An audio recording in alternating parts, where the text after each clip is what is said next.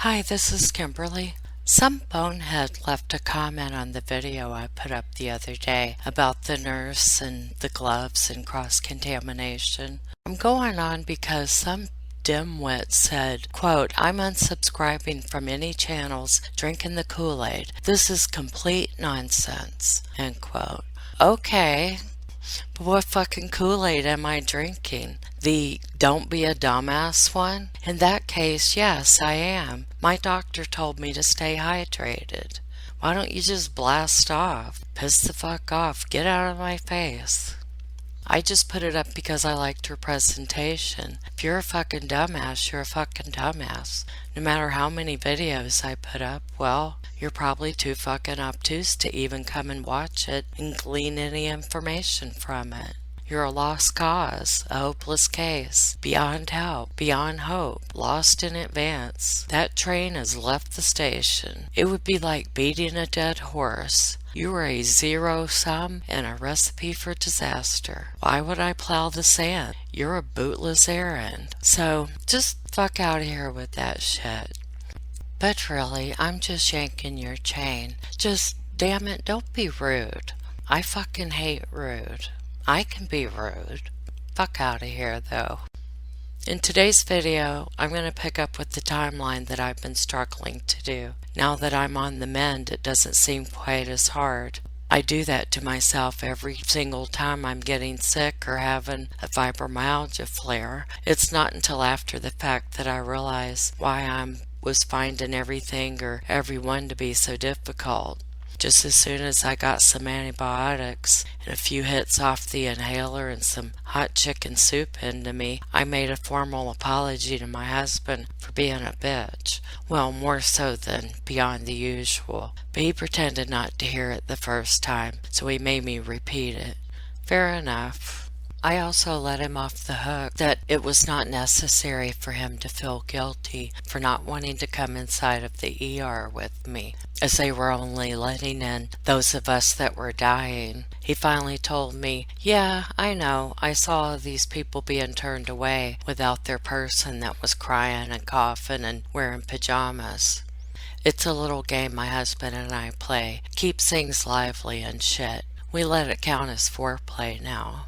When I left off on this timeline that's been forever in the making, piece of shit was claiming that a Hispanic male with brown hair and brown eyes had been holding her at gunpoint during 2 separate 1-hour windows. However, it best fit her narrative for the account she was going with at any given time. Could she be even more make such a broad state? A Hispanic male with brown hair and brown eyes in Colorado Springs, Colorado. Okay, well, we'll be on the lookout for a gentleman that fits that description. So let's talk about those 2 pictures from the WTAF channel. One is of Gannon lying in his bed, and the other is of what a arrestee calls a burn on the carpet, I guess from a candle. I'm not going to show those pictures on my channel, not yet anyway. I really don't see any need for it, so maybe not ever, but I probably will in the future at some point, because I know I'll be talking about the situation of that picture, so just not yet. It's not necessary for my presentation, my style. I just get really upset at gruesomeness or the morbid, even though that's what it is. We're talking about true crime that results in murder, but it's not good for our soul to be all upset and shit. I always get sick when I get upset and shit. I like pictures of the happy little boy Blue that he was, enjoying Sonic and playing video games, enjoying his friends, and just being drawn to anything with the color blue. For a short time on Earth, he seemed to have made the most of it. His joy radiated through his pictures and videos that he was in, despite adversity that I know he went through, just having a blended family and a family that is split far apart across this huge country, but my thought is, and it started to come to me as I was reading and pondering the arrest affidavit, my thought and my opinion only and that's subject to change as we go on and learn more, but there was no carpet burn on that picture that I saw with an overturned candle. That's not a carpet burn, and I really don't want to say what I think. I think we all know. To me, it looked like blood. So I'm thinking that I know she needed the carpet repaired, arrestee guilty, but I don't think it was from a burn. I think it was from blood. And I'm just more confused than ever of the time that little Gannon passed away. I don't know that I believe the arrest affidavit, even though that came out a long time ago before we even got to see it. It just seems too short of a window for Fleabag to have done all that she had to do with the cleaning of carrying his body away and things like that. So I'm going to pick up from where I left off on the last video, and I'll briefly go over a couple of things to freshen up shit. From 10 a.m. to 5:34 p.m., the arrest affidavit states, quote, "To be clear, investigators have not located any evidence that any person other than Lena and 𝓤𝓲𝓼𝓲𝓽𝓵 had access to Gannon between approximately 10 a.m. to 5:34 p.m., end quote. And of course, it said her legal name, not piece of shit. That was me. Okay, 3:28 p.m. The front door of the residence opened and closed. So this would have been our little Lena going outside to play. 3:30 p.m. Video footage from a neighborhood security camera captured Lena riding her bike at about 3:30 p.m. This video footage never picked up a Hispanic male going towards the Stauch house on that day. From 3:30 to 3:42 p.m., surveillance shows Lena playing outside, riding her bike, and between 3:30 and 4:30 p.m., a Hispanic man known only by the mononym of Edgardo, who will henceforth periodically become known as Egg for short, Egg sexually assaulted cruelty against her will between 3:30 and 4:30 p.m. The time of the attack changes a bit throughout the days following as needed to fit her account. During the assault, disloyalty kept bumping her head and losing consciousness. In all fairness, didn't it seem on that TV interview she did, where she only showed her hindquarters? But yes, now that it's mentioned, it does seem that she had recently suffered some oxygen deprivation to the brain. Don't you agree? Arrestee claims during the attack, Gannon jumped on Egg's back, who then threw Gannon across the room. After that, he held the gun to Gannon and demanded a suitcase. You know, all these home invasion things that I've ever seen on the news, and they hold a gun to someone, but they normally ask for jewelry and cash and stuff like that. Never heard of one asking for a suitcase. 𝓤𝓲𝓼𝓲𝓽𝓵 provided him with a brown suitcase and a cardboard box. Egg attempted to sexually assault her once more, but she hit her head and blacked the fuck out again. That's a concrete floor under the carpet. Perhaps she got a concussion. That would explain her bobblehead vacant stare and her delayed verbal and motor responses. Also the memory deficits and being in an overall bitchy, incoherent state. So, Gannon jumped on Edgardo's back, was thrown across the room, and then went to a friend's house. And she actually thinks highly skilled and veteran law enforcement will believe this shit. She actually was granted access to teach children, mind you. Thank goodness she was unable to hold down a job.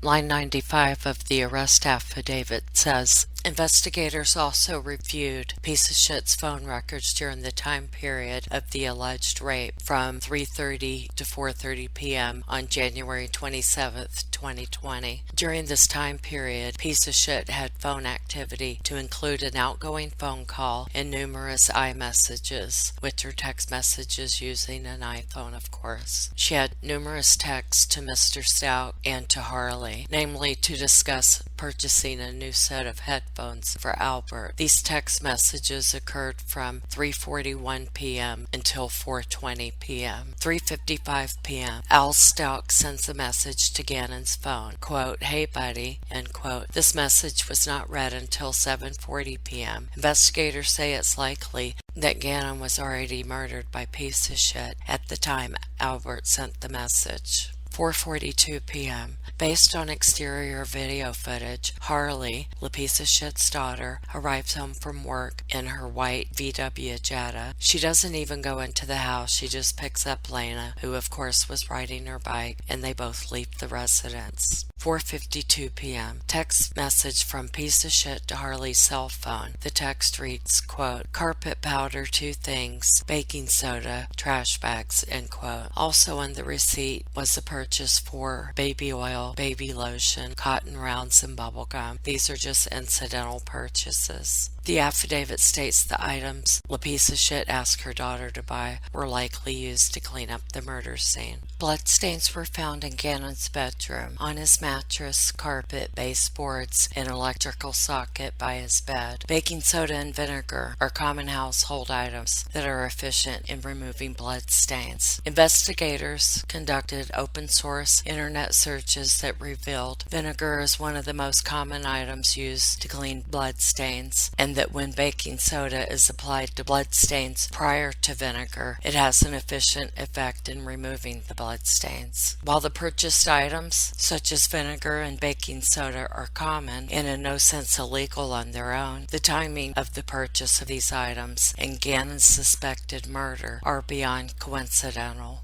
5:14 p.m. This is the time on the receipt documenting the purchases made by Harley at a dollar store. 6:54 p.m. Piece of shit does a Google search for El Paso Sheriff's Office number.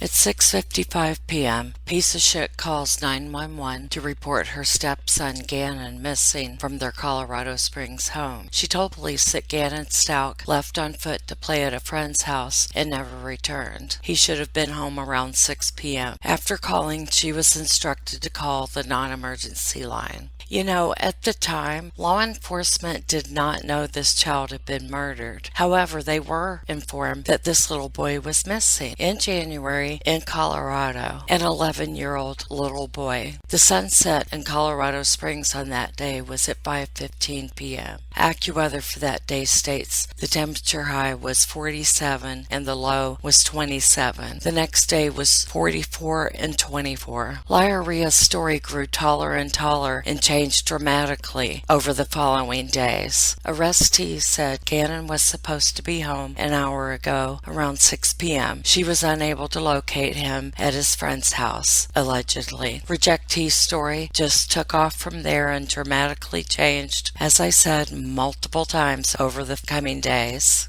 Piece of shit is an attention-seeking, shit-spewing, lying bag of wind. Melodramatic, all icing, no cake, ignorant, upstart, prima donna, diva, fibbing, glory hound, rotten little snob, all foam, no beer, drama-filled, emotional, dysfunctional, fast-tempered child abuser of Gannon and Lena. Piece of shit was unable to provide the house Gannon went to. The actual location of the homes she claims to have went to while looking for her stepson. She didn't know the names of Gannon's friends he was supposedly playing with, or the names of the parents of Gannon's friends. It's a very involved stepmama. Gannon's friends reportedly did not see him at all on that Monday. The arrest affidavit states authorities did not believe piece of shit went to nearby houses to search for Gannon, and this, quote, was just one of many lies told by Letecia during the investigation, end quote. The arrest affidavit states, additionally, there are messages that would otherwise tend to corroborate her statements about Gannon's whereabouts on the afternoon of January 27, 2020, if in fact he did go to play with friends. As discussed in other portions of the affidavit, piece of shit's story was false and misleading, and these messages were likely sent by her as part of a larger plan to support her initial lies about Gannon's disappearance. 7:32 p.m. Gannon Stauch was entered into the state and national databases as an active runaway. 7:40 p.m. The messages read on Gannon's phone that Al had sent to him at 3:55 p.m. saying, "Hey buddy." So 4 hours later, nearly.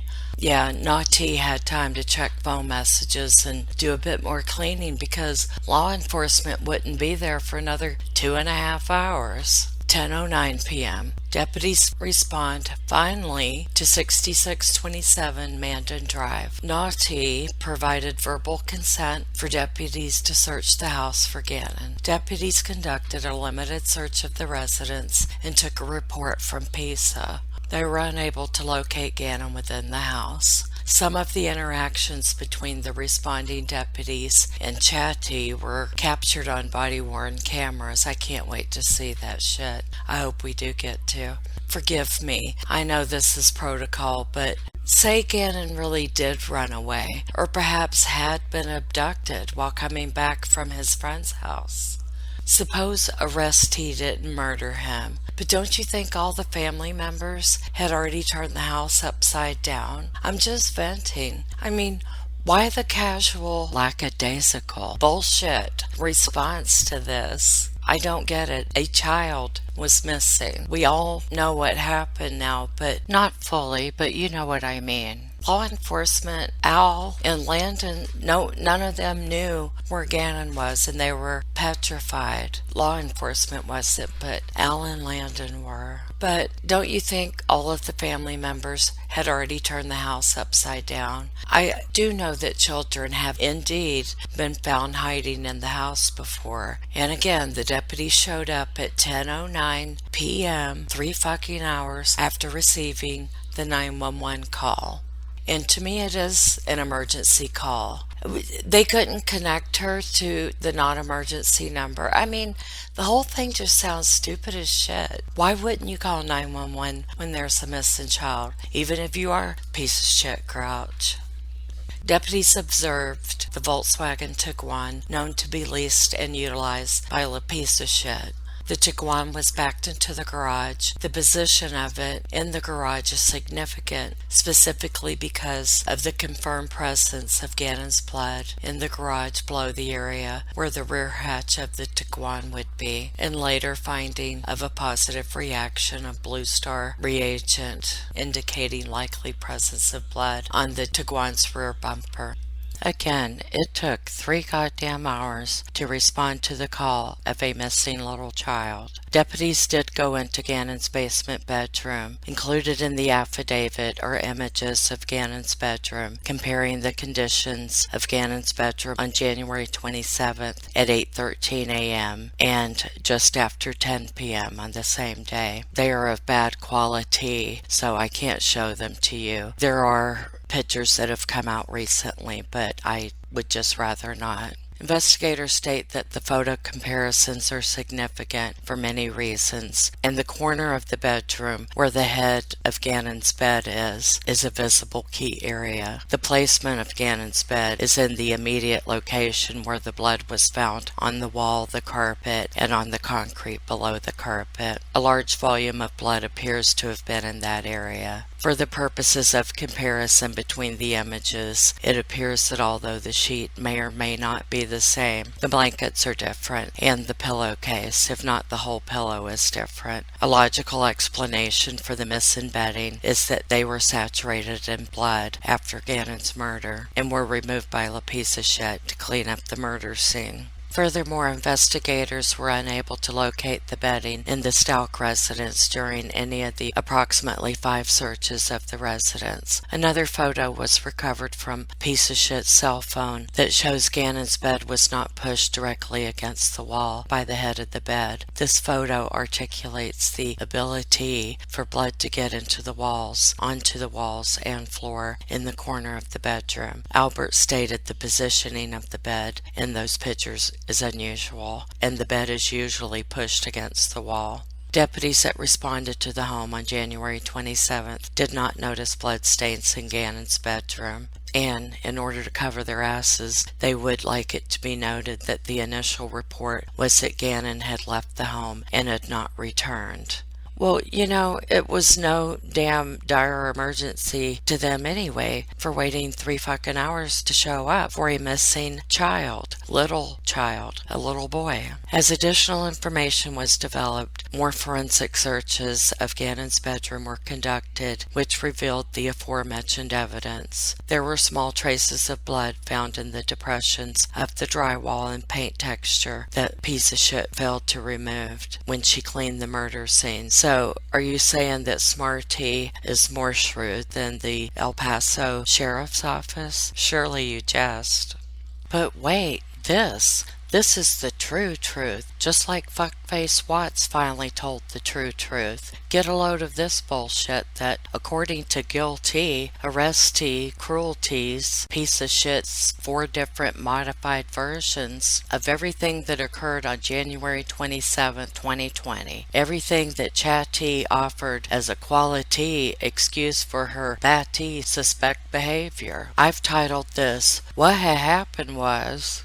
On February 14th, 2020, Piece of Shit had an additional conversation with Mr. Stauch and provided 4 additional versions of Gannon's disappearance. Story number 1. When El Paso Sheriff's Office came to the house, the abductor was still in her residence, and she tried to signal to the deputies that he was still there and that somebody was still in the residence, and it should be noted that the deputies checked the entirety of the house, and so no additional person was located during that search. Well, you know, she could have pulled out a piece of paper and wrote some shit down on there if the abductor was still in the house. Okay. Bullshit story number 2. She was raped by Quincy Brown. Who the hell is Quincy Brown? She was raped by Quincy Brown at her residence, and Brown abducted Gannon. She knew Brown's identity because she saw a paper and his identification card fell out of his pocket that had his name on it. Piece of Shit sent a photograph of Quincy Brown to Mr. Stauch via text message. It is noted this photograph mirrored images online wherein Quincy Brown was listed as a most wanted suspect. Bullshit story number 3. Quincy Brown followed her from Petco and at some point was laying in the middle of the road in front of her car.